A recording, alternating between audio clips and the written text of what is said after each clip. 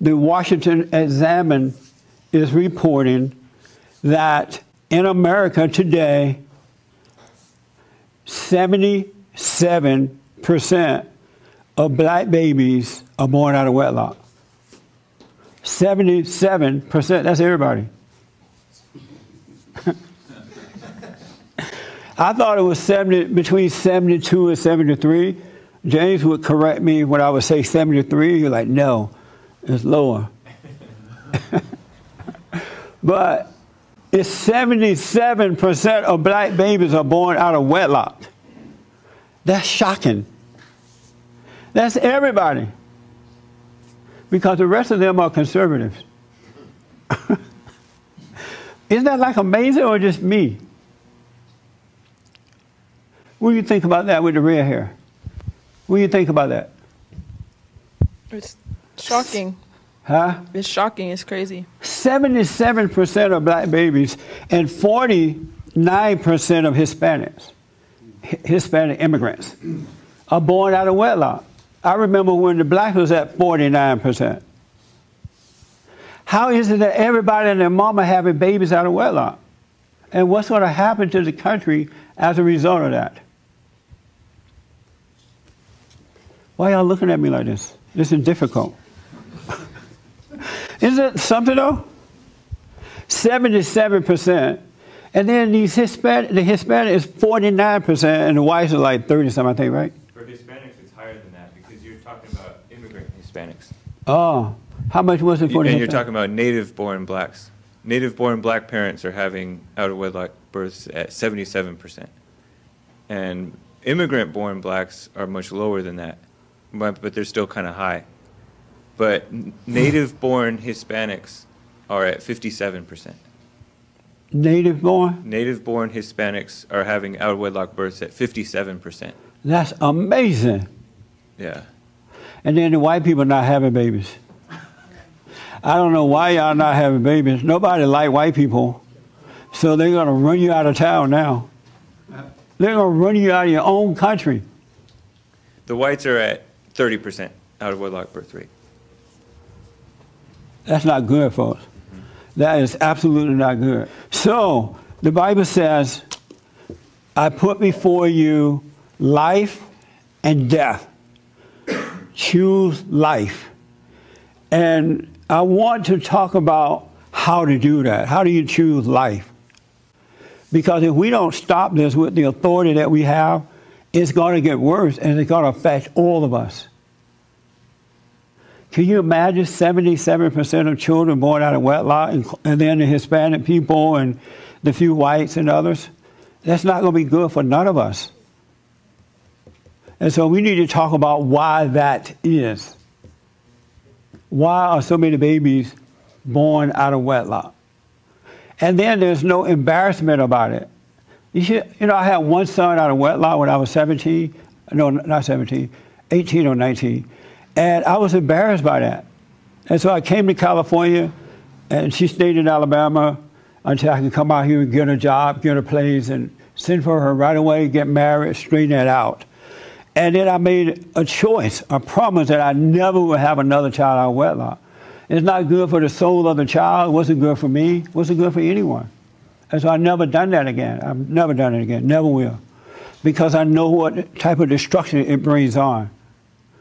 And it's embarrassing. Anybody have children out of wedlock? Okay. Are you embarrassed by that? When it first happened, were you embarrassed? At first I was. And why? Because it just wasn't right. Yeah. We know right from wrong. It's embarrassing to have babies out of wedlock.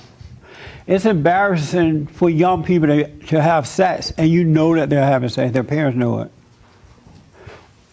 There's no way I would have allowed my parents to know, or my grandparents to know I was having sex. I would be like, no. Boy, you're not doing anything wrong with that girl, right? Right. You promise, I promise. Because it was respect there. Those things were embarrassing during the good old days. But they're not embarrassing anymore to a lot of folks. No values. What would people say if, say, somebody did have sex out of wedlock and people knew that, like it was identified, oh, that person's having sex out of wedlock, what kinds of things would happen to them? Well, nothing would happen personally, but they would be known with bad names. Like what names? Whore, whore maker, you know, don't trust your son with her, or don't trust your daughter with him. Don't marry that kind of a person because they cannot be trusted. Because anyone, I want you to hear this, ladies, you know, unless the heart has changed, any man that will have sex with you before marriage will cheat on you after marriage. 99.9, not all, but 0.999%, but not all. And the reason they would cheat because they have no control of themselves at all. They have no self-control. And one woman is never enough for a man who will have sex before marriage. Just know that. One woman, and they'll lie to you and tell you, oh, you are all that I want. You are all that I need. I want no one else but you. I love you. My mama love you. And as soon as you have sex, the relationship is over. Because after a while, you become boring, and he needs a new high. So he had to look for another sex dealer, another woman. But if he can control himself during the dating period, during the engagement period, you got yourself a good husband. You got yourself a husband that you can trust to the grave. But if he cheats, if he has sex with you, don't fool yourself. You got a cheating man. Sorry, guys. What about, you're saying just guys, what about women? Well, if the guys are in control of themselves, the women can't have sex.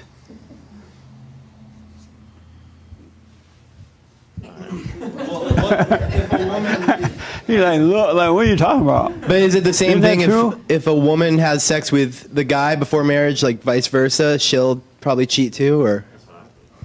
Well, most of the time, men are not going to marry women that they have sex with. I mean, they have sex with someone else. I know nowadays they kind of do it because men are so weak, but most men will not marry a woman who has already had sex with someone else. They're looking for that woman that will say no to them because they see her as a whore.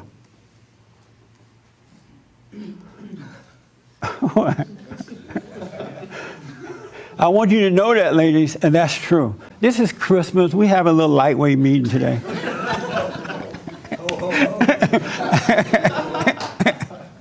We're not getting all deep and serious. If you say no, ladies, he'll change you the rest of your life. Really. And then he'll marry you. He'll treat you well. He won't cheat. He'll work hard because he knows he has a good wife. Isn't that right? But they're not going to tell you that. Those that try to have sex with you, they're not going to tell you that. Because even a decent man is not going to tell you, well, I really want to have sex, but don't do it. You know, they want you not to do it. But they're too weak to say don't do it. So just say no, and you'll find yourself a good man. He'll go out and mess around with some other person, but he'll treat you well.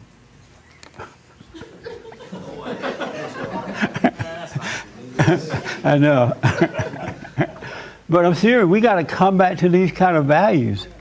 I know parents right now, in different races too, not just one race, who allow their children, whether it's the son or the daughter, to bring their boyfriend home and sleep with him. He could stay in the house, or she could stay in his house with the parents. Who want to stay in the house with the parents? I'm married and having sex. That doesn't make sense to me. I'd be too embarrassed to come out the bedroom. When I leave, I would go through the window or something, you know. First of all, I would never move in like that. The thought in my mind came that if I was a woman, which I'm not, thank God, I'm sorry. You sorry you're not a woman? No, I'm just saying, I'm glad I'm not. But either way, if I was and my man wasn't trying to have sex with me, then I would think that either they were sleeping with other people already or they were gay. So it's like they actually have to be trying and you have to be saying no. Yes. Like that dynamic is almost necessary in order to, because if they're not trying, then that's kind of strange also. But even if you thought that, a decent man would tell you to think whatever you want. Because the only reason you would be thinking that you want to control him. You know, you see that this man has control of himself, and you want that control over him, so you say, oh, you must be gay, or you must be cheated on me, or you this or that, so you can cave in, and the moment you give in, then she doesn't respect you anymore. Yeah, so that's why that temptation is there like that. What do you recommend for like couples that had sex in the beginning and say they started listening to you and they're like, oh, well, maybe like we should wait? Yeah. Once you see that you should not have done it, you repent. Seeing that it was wrong and not being angry about it, automatically it starts to change. Really, because the moment you realize that you're wrong, then God cleans it. Take it away from you, he doesn't care about that anymore. And then you can start the new life that you want. And if your boyfriend doesn't want to give in to what you want, then dump him. Does that make sense? Oh, most definitely. I was thinking about that. And I know you're not having sex, right? We're not. Oh, and okay. That was one of the things that we knew we had to do as soon as we were on board. You're right. Yeah. And I totally. It's amazing, too, that your life changed, and right away God gave you a good woman. You know, you wanted a good woman. And that's what happens once he takes over your life. He adds all good things for you. He brings those things to you. You don't have to go on the internet. You don't have to go to the bar. You don't have to go to church looking for a man or a woman. He will add it unto you, and it will be the right one for you. Two questions. One person was confused because you said that you were going to send for the girl who had your baby. Oh, so what happened was I was in high school, my last year of high school. I was dating this girl. I took her from another guy, and he rolled his eyes at me walking up and down the hall. And so my last year in high school, we made a baby. And I finished and came out here to get a job, an apartment. And when she finished, she was going to come. But her mother made her get married to someone else because in those days, it was an embarrassment to have children out of wedlock. So while I was here, her mother made her marry someone else. And it turned out badly for her, too. And so that's why we didn't get married. Is that clear now? Yeah. Yeah. I was going to bring her here, we were going to get married, and then get divorced. And the reason I know we were going to get divorced because I wasn't the type of man I am today. You know, remember I said if a man cheat on you before, if he has sex with you before marriage, he's going to cheat afterward. That was my condition. But I have self-control now. So somebody asked me something. So did that answer that, James? Yeah. Oh, okay. Somebody online was asking, or several people online were asking about pornography, and what you say about it. Of course, it's not good for you, but if you're stuck in it, don't resent it. Don't resent it. Just know that it's something that you want to overcome. And then as you're seeking the kingdom of God, if you don't resent, whether you're an alcoholic, drug addict, sex addict, whatever your addiction might be, if you just accept it and don't resent it, you can overcome it. But if you judge yourself, if you're mad at yourself for being that way, you get deeper into it and you find more stuff to get into. Because God loves you. He understands why you're doing this. You just don't understand it. And so it's not the pornography that's the problem. It's the reason that you're doing it. That's what you need to be dealing with. What happened to me that made me attracted to that kind of stuff? And when you get to know yourself, you're going to overcome that caused you to do it. And then this stuff will just fall away. But it's a horrible thing to be mad at yourself because you're caught up with whatever you're caught up in. Do not hate yourself for it. Don't judge yourself. Just know this is something I want to overcome. And it'll start to fade away. But when you're angry at yourself about it, you give it life. You give it life unto evil to control you even more so. So stop being mad. That's what and then do the silent prayer, and you'll find yourself, because You'll find yourself overcoming. I used to smoke pot a little bit. I never really liked to smoke pot because I was so paranoid when I was smoking. So it wasn't my thing to do, but my friends were doing it, so I did it. But when I got over the anger, when I forgave my mother and my father, and God forgave me, everything just kind of fell away. I had no desire for it anymore because I had no conflict. I was only using the pot to get rid of the conflict that I had, to try to find something to make me feel better. And so when I got over the anger, then I have perfect peace. The pot fell away too, everything else. So get rid of the anger, and then you'll stop watching the movies. All right? Here's what I recommend. Here's my present to you all. Whatever you're into, don't try to get over that. You need to get to know yourself to find out what's causing you to do what you do. There's cause and effect for everything. And when you start praying to try to get to know yourself, you're going to see what it is that's making you do the things that you do. And most of the time, not all, but 90% of the time, you hate your parents. You're longing for the father and you resent your mother. That separate you from God. And that unforgiveness is bringing on the conflict. And to get rid of the conflict, you're having sex, doing drugs, lying, cheating, and stealing. But you get over that anger, you can have control over your life.